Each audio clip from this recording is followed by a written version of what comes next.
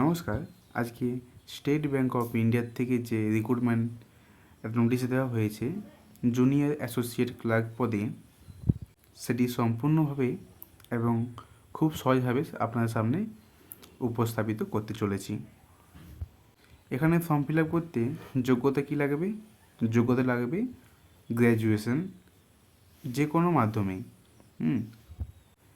বয়স হতে হবে 20 থেকে 28 বছরের মধ্যে।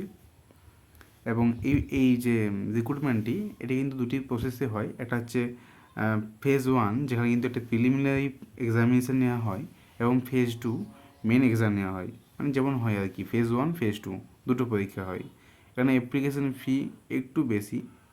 এখানে কিন্তু SC ST PWD বা এদের জন্য কিন্তু কোনো ফিস লাগছে না, কিন্তু আদার্স OBC বা জেনারেলদের জন্য কিন্তু 750 টাকা লাগছে। এর অনলাইন প্রসেস কবে চালু হচ্ছে?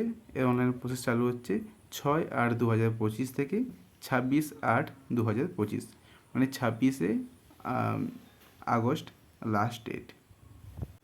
এখানে কি ভ্যাকেন্সি কী রয়েছে?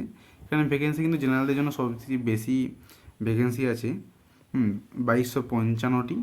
EWS জন্য আছে 508টি, OBCর জন্য আছে 1179টি, SCর জন্য 450টি, STর জন্য 788টি ও STর জন্য 788টি।